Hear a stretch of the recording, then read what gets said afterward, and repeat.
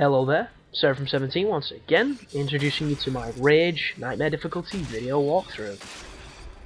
And here we are once again, in the midst of the dead city, taking on more mutants, and there is the Kraken once more, the second fat dude we have to contend with, and this guy's a little different, because he's not as slow, he's not as fat, and he's a hell of a lot more dangerous than the last one, because he's got that rape tentacle of doom that he just threw at me then, which covers your face with jizz, and he can charge you, which is pretty much a one-hit kill if it hits you right. You need to be careful of that. And it's not as easy of an area to navigate because there's much more cars, there's much more things to clip on. And this mutant seems to be a hell of a lot more aggressive than the other one did, so I have to turn around and deal with that bitch. But I think he just died. Yeah, luckily enough I'd hit the Kraken so much that it just fell over and died. But once you've cleared that up, a bunch more mutants are going to come for you. Don't hip fire with the sniper rifle as you've just seen, it's completely useless. Really, really bad weapon for hip firing. And as soon as the music subsides, it means we can go back to traversing these dead streets. And I don't know what the hell happened in this room, but it ain't good. But you need to come over here and go down towards the subway. Although it isn't a subway, I don't think. I think it's just like an indoor, like, Metroplex kind of shopping centre, mall environment. It's covered in jizz and dirty stuff and zombie cream or whatever you want to call it. It's not a pleasant looking place, but that is the boss we're going to be fighting, that big fat dude there. So if you're wondering what the boss is, you've just got a nice little glimpse of him. It was the same person who put his hand into the building we were in before. And he looks very intimidating, but once again he's a contrived boss mechanic of do this 3 times and he falls over, which is a big shame. But what you have to do here, this is kind of weird, this bit, and it can be quite dangerous. You press the lever on the gate, and it's not powered up. You need to press this junction box over here, which is going to give it power. And I think you have to press the lever twice, and while you wait for the door or the gate to power up and open, a bunch of mutants are going to come for you. And this is not the safest of areas to try and defend, because there's a lot of cracks, there's a lot of crannies, there's a lot of dead ends, there's not too much room to move or kite or whatever you want to say. And you're going to get swarmed by a good maybe 10 or 15 enemies. So there's the first one, and I run all the way back here trying to get into this corner, and I'm getting my ass slapped when I try and do it. So I think balls to this, I'll turn around and boomerang you like Mad Max 2. And if you sit here, you are pretty much safe because a bunch of them will come from in front, but every so often there'll be one that comes from behind. And you can get yourself into a spot like I just did, where I should really probably use a bandage, but I'm kind of cocky, so I just kind of tough it out, because the health regen is real quick on this game, which is nice. A lot of games could, you know, benefit from faster health regeneration. I mean, just look at Gears of War 3 on Insane. The health regen on that is insane. It is appropriately titled. But as soon as the enemies stop coming, you'll have to press the doorway once more, and I think it tries to open up, or it does open up. Yeah, there we go, it's just opened up. And then when you move down here, you're going to be introduced to the enemy that I hate with a fucking passion. Worst enemy on the game coming up, and you'll notice this area looks like, you know, Swamp Thing just took a dump, and this guy kind of looks like Swamp Thing. There he is, and that is the projectile that he just missed me with that would have caused a lot of bother. Best way to kill this kid is to keep ducking back and forth, faking him out so you can make him swing his arms, and just spam the trigger in his face until he falls over. And you'll notice they're not that bad. The only problem is when there's a few of them, or when they're with other enemies, they can be an absolute pain in the ass because they have a gift. They are gifted in their ability to know where you're going to go, so you could be running away from them, strafing to the left, and when they throw their projectile, they don't aim at where you were, they aim at where you're going to be. And they will hit you almost every time unless you can put something in between you, or if you stop where you're going and you immediately go the other way. Something that can be very difficult to do in the heat of battle, so be very careful. But there's a lovely grinder door there that's probably going to have some goodies in them. If you can't make the grinder, just ignore it. There's no other way you can get in. I don't believe. You might be able to shoot them boards, but I don't think you can. And what's going to happen here is there is a room with a corrugated fence that we have to get into. Once you get in there, it's going to spawn a shit ton of enemies because you'll notice there's a power cable leading in. All you have to do is shoot that propane tank to blow down this door, and you can move in. But there's a lot of ammo in this room because it knows you're going to be taking on a bunch of the mutants and a couple of the green guys. I'm trying to pick up shit on shelves that you can't actually examine, which is kind of retarded, but I let myself off. It all looks damn good.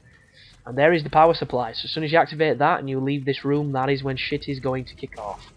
And these enemies remind me a lot of Wretches from Gears of War, because it's always quiet before they turn up, and when they turn up they come in packs, and they just charge you, and they're just pointless, useless, and I really don't enjoy fighting them. But where this is bad is you've got the normal mutants and then you've got Swamp Thing here, and this dude is a pain. The shotgun does work wonders on him, but the only problem is changing the weapons on this game, it doesn't pause. You can pause and do it through the menu, but I hate doing that. It feels so unintuitive.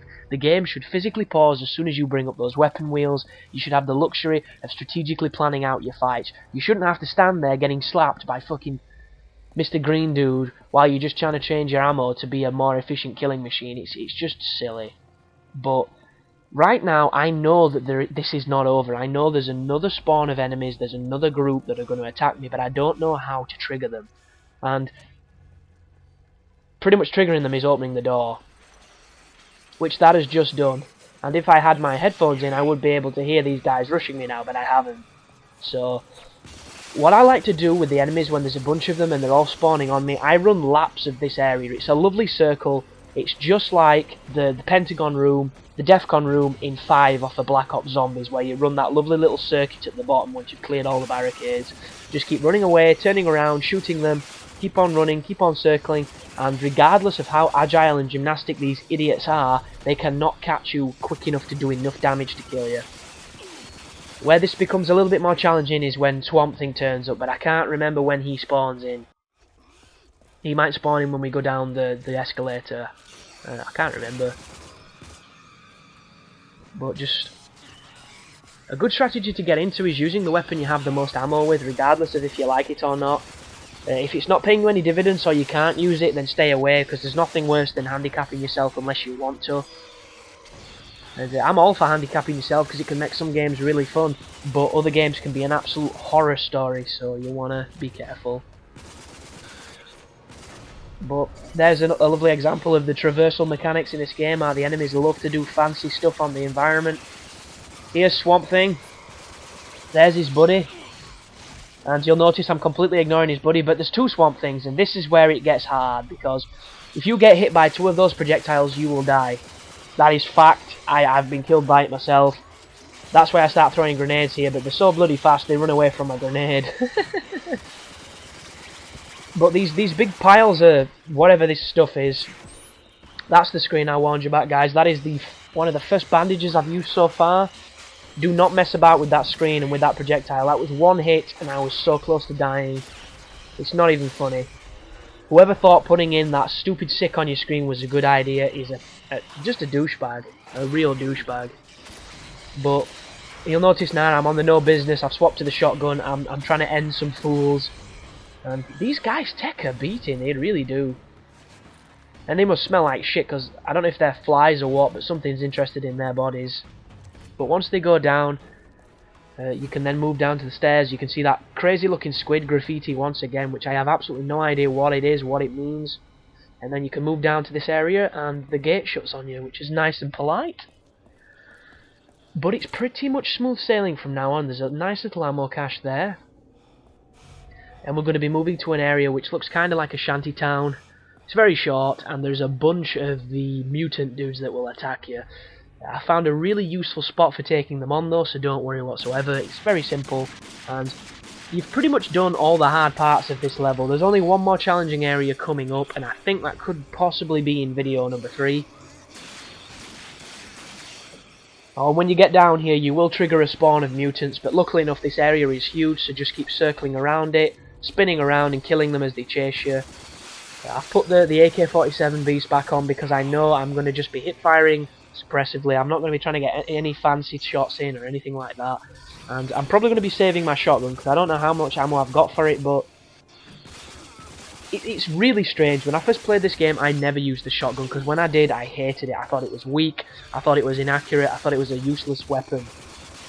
Towards the end of the game, it turned into my favourite weapon because when you use it correctly, it is absolutely devastating on everything. And it's a really sign of I don't know why I said really sign, that makes no sense. It's a really good, that's what we need the adjective to get it in there. It's a really good sign of a good development team and a good game when they have a shotgun that means business, because there's no point giving your shotgun ridiculous range. If you do that, it kind of goes away from what a shotgun is, even though I love it. But give it power, that's all I ask for in a shotgun. Give it inaccuracy to the bone, but make it powerful when I'm 5 yards from them. That's all I ask for. Shotguns that are weak and suck dick are the bane of first-person shooters, because we've been ingrained to believe that shotguns are going to be the gun we rely on. We've played Dooms, we've played Quakes, we've played Turoks. There's always been shotguns to fall back on that have always proved their usefulness throughout the entire game. And then every so often you'll get one that is just fucking garbage. Like Fear 2. Fear 2's shotgun was a piece of shit. Fear 1's shotgun was magic. It was like the hand of Jesus. It was just like fucking God's fist slapping dudes. There was nothing they could do. But on Fear 2, you were practically running around with a pellet gun. It was awful. I really didn't like it. But this is the shantytown. When you run up there, you will trigger the spawn. If you come back to these stairs, they'll all funnel to you, and you can finish them off with your shotgun. Thought that guy was dead, but apparently not. Because the shotgun at this range is usually a one-hit kill if you hit them right. Wow, that dude went flying. And just wait for him to come to you. And eventually they'll stop spawning and you can push onwards. And the boss fight is in video 3 apparently, guys. I do apologise. Completely blitzed on that one. And you're going to be getting a rocket launcher. And the rocket launcher is an interesting thing about Rage. Feasibly, you can buy as much rocket launcher ammo as you want, so you could go through the rest of the game from this point onwards using nothing but the rocket launcher, and it is a very good gun. I don't do this. I don't know why I don't do this, I just don't. Later on in the game, when I get to the very last area, I realise that I'm at the end of the game, there's no need to keep saving my stash like I do, and I decide to start using everything. And it's one of them things that I've got from playing games for a long period of time. I'm so used to saving, rationing, and using worse guns, just in case I come into that one situation where I need to use the proper guns, that I get to the end of the game, and I've never used the good guns. I've never used all my grenades or all my special weapons, because I was saving them for that opportunity that never turned up. Rage is kind of like that. There is no real area that you need one weapon to win, so just use everything. But this is the boss, and you'll be seeing him in the next video, so thanks for watching. And you take care now.